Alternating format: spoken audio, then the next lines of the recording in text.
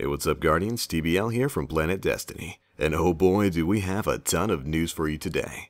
Now, of course, Destiny patch 1.2.0 has been announced. That will be coming out a little bit later, and that's all super epic. We've got a couple of really great rumors surrounding that.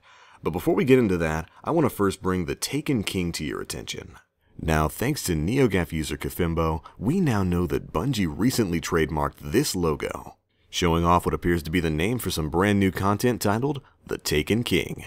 Now, nothing else is 100% confirmed about the Taken King, but you can find all of the details about the trademark at trademark247.com.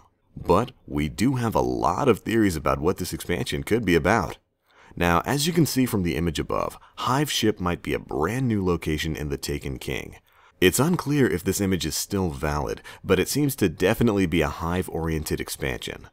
Now, supposedly, there will be about 12 new story missions, 4 more strikes, 1 additional public event, patrol, and raid, and 6 more Crucible arenas. You can also see that there are new player weapon classes, but of course this is an outdated leak and nothing is confirmed yet. There may also be new builds or subclasses, as hinted by lead designer Tyson Green a few months ago. He was quoted as saying this: "It shouldn't be read as a tacit promise, but the fact that subclasses are swappable should make players excited about the future. Take from that what you will."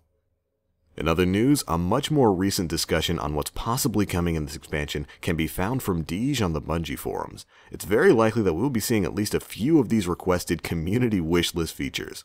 Transmogrification, which is of course sort of a glamour system for armor. Equip one armor set and then make it look like another. You know, to add a little bit of variety to the in-game content so everyone isn't running around wearing raid gear. Next up is private Crucible matches, which is going to be pretty huge. That's something that the community has been clamoring for a very long time.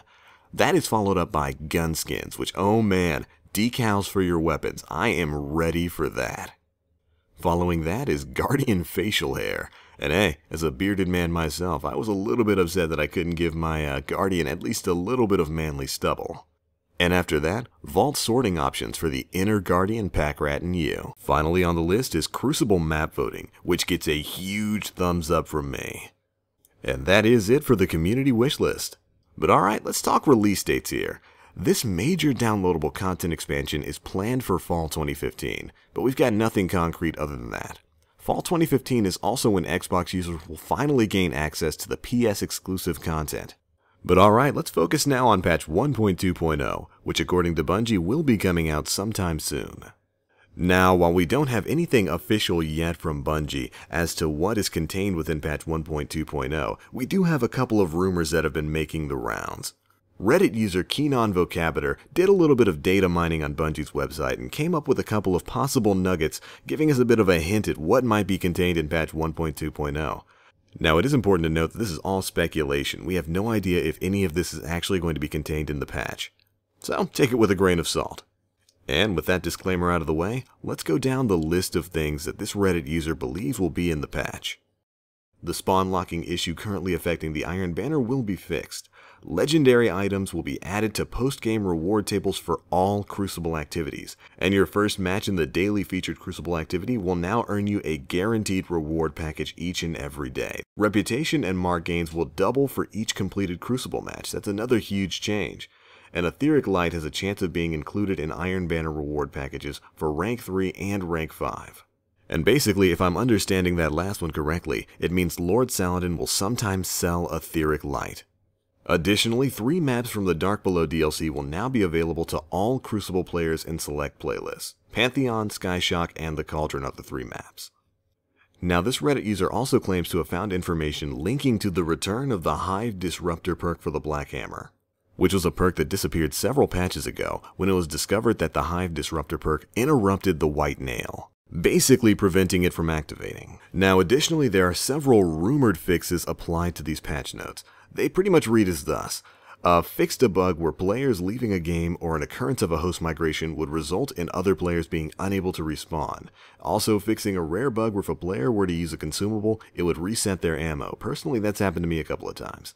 There's reportedly an increased % chance to obtain rewards when playing in the Crucible, and for players who perform at the top of their team in Crucible, they now have a greater chance at rewards compared to those who don't perform quite so well. Basically, people at the top of the leaderboard now have a better chance to get drops.